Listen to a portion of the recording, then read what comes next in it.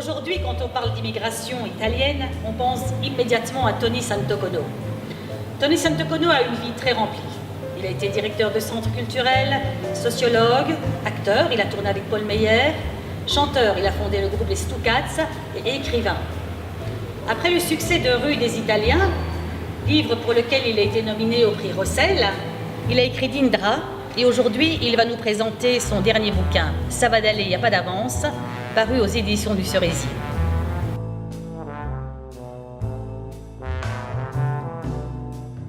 D'où est venue l'envie d'écrire? L'envie est venue d'elle-même.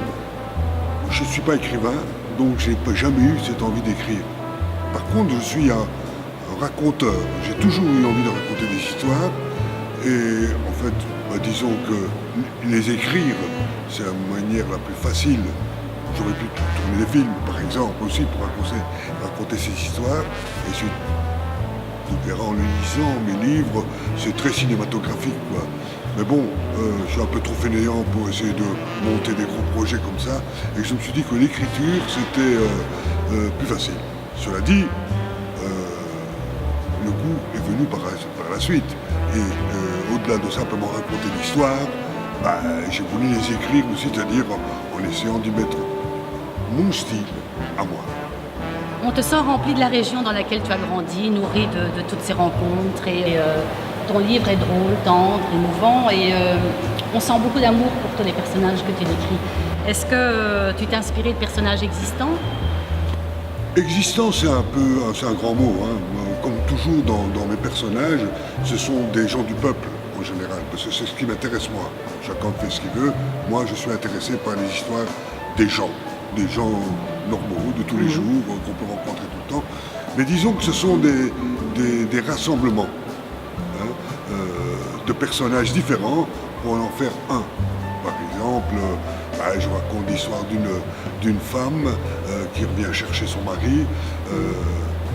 C'est pas tout à fait elle, c'est elle plus une autre femme qui a été rassemblée en une seule personne. Voilà. Oui, les gens m'inspirent tout simplement, pas un personnage précis, c'est les gens qui m'inspirent. Pourquoi es-tu passé du roman à la nouvelle? Eh bien, tout simplement parce que je trouve, encore une fois, dans le même système, que je suis un grand fainéant. Et écrire un roman, c'est un long travail, ça demande 1 an, 2 ans, voilà. Par contre, la nouvelle, c'est plus court, c'est plus petit, et ça, j'aime bien. Et puis, c'est un exercice que j'ai découvert et que je trouve taillé pour moi. Vraiment, et si je n'avais pas dans la tête un autre roman que j'aimerais écrire, je pense que je me consacrerai exclusivement à la nouvelle. Voilà, c'est tout.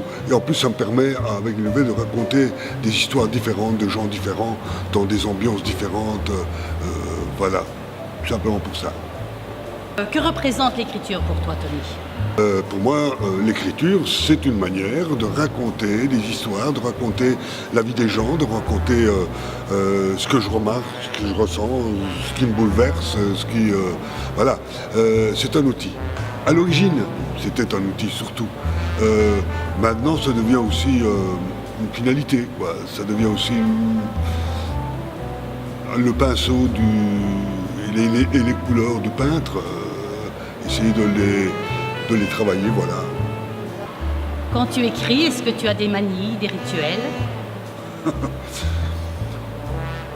Oui, il y a une manie, c'est pas une manie, c'est pas un rituel non plus, c'est comme ça. À peine je m'assois pour allumer mon ordinateur, je dois aller à la toilette. Ça, c'est une première chose, c'est ce principe. Puis j'ai une autre manie, et ça c'est dommage pour moi parce que c'est la cigarette. Et j'ai besoin de... Je m'excuse, j'ai besoin de sucer, quoi. Alors, quand c'est pas une cigarette, c'est un cigare, quand c'est pas une cigare, c'est une pipe, quand c'est pas une pipe, j'ai même essayé avec un morceau de bois pour essayer d'arrêter de fumer, mais là ça marche pas. J'aimerais bien enlever ce défaut, mais bon, peut-être que ça a des conséquences pour mon écriture. Alors, pour l'instant, tant que je suis en écriture, je n'arrête pas. Alors, quelle est la dernière chose que tu voudrais absolument faire avant de mourir? Primo, je ne mourrai pas. Ça, j'ai décidé que je ne mourrai pas, en tout cas pas avant d'avoir écrit, je sais pas moi, à l'Est d'Éden, à Charleroi, ou quelque chose dans ce genre-là, c'est-à-dire une grande œuvre. Notre-Dame de Paris à la Louvière. Enfin, j'aimerais bien écrire, et c'est ce que je suis en train d'essayer de faire, c'est un truc, ça fait à peu près 10 ans que je suis dessus, ce serait une histoire des gens de cette région, mais qui va des années 40 jusqu'à 2000, quoi, voilà. Ouais.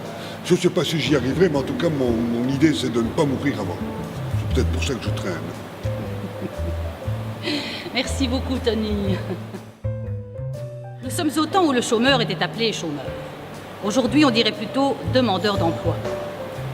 Un gentil euphémisme qui a l'avantage de rejeter la responsabilité de l'État sur celui qui en est la victime. Car réfléchissons, si un chômeur n'a pas d'emploi, c'est parce qu'il n'en a pas. Tandis qu'un demandeur d'emploi, lui, s'il n'a pas d'emploi, c'est parce qu'il ne cherche pas bien. Sans quoi il en aurait, si vous voyez ce que je veux dire.